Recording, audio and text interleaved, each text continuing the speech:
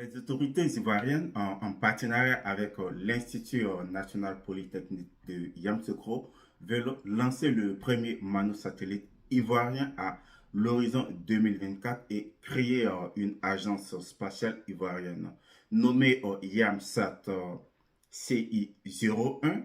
Ce nanosatellite, toujours au stade de projet, pourrait permettre à la Côte d'Ivoire, pays le plus développé d'Afrique de l'Ouest francophone, de s'émanciper des satellites internationaux. Donc, si vous êtes prêts, les gars, et sans trêve de commentaires, let's go!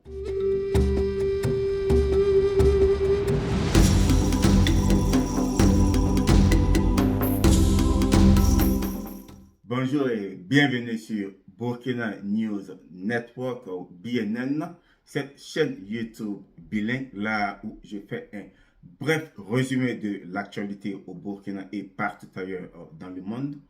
Mais avant d'aller plus loin, si vous me découvrez pour la première fois, moi c'est Séverin, a.k.a. Your Man, Not Your Boy. Je suis un jeune expat, passionné de l'Afrique, passionné de voir l'Afrique se développer dans les domaines de la santé, de l'éducation, des infrastructures, de l'environnement, des technologies, du bien-être, etc. Et si l'un des sujets là vous intéresse, n'oubliez surtout pas de vous abonner et de partager massivement la vidéo. Donc, pour rentrer dans le vif du sujet, l'annonce de la création d'un satellite 100% ivoirien a été faite par le ministre de l'Enseignement et de la Recherche scientifique lors de la conférence New Space Africa qui s'est tenue à l'hôtel d'Abidjan du 25 au 28 avril 2023. Une nouvelle applaudie par la centaine d'acteurs du spatial en Afrique qui ont participé à l'événement.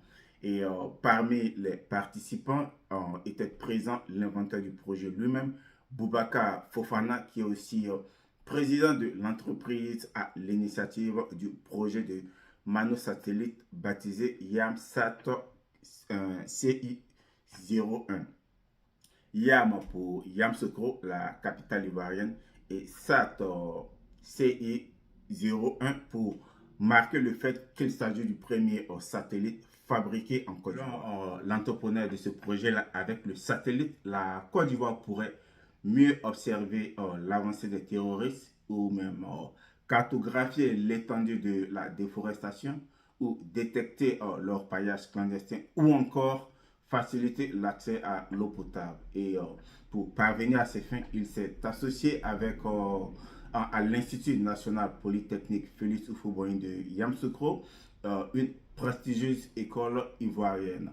Un partenariat entre le public et le privé qui lui permet d'obtenir des soutiens techniques, d'obtenir des locaux et une collaboration avec des ingénieurs. Le visionnaire ivoirien n'est pas le premier à rêver d'un satellite pour son pays.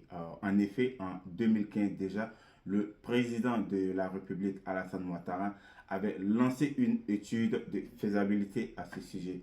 Mais à ce jour, aucun satellite ivoirien, malheureusement, n'a pas encore rejoint les 46 engins africains gravitant dans l'espace depuis 1998. La création d'une agence spatiale ivoirienne annoncée en 2021 n'était toujours pas concrétisée. À cause, nous avons le manque de financement, l'absence des structures et des réglementations souvent vagues ou inexistantes. Et l'expertise, nous savons que l'expertise existe en Côte d'Ivoire comme dans beaucoup de pays d'Afrique, mais elle n'est pas structurée ni utilisée. Mais l'État ivoirien a la volonté de faire avancer ce projet-là.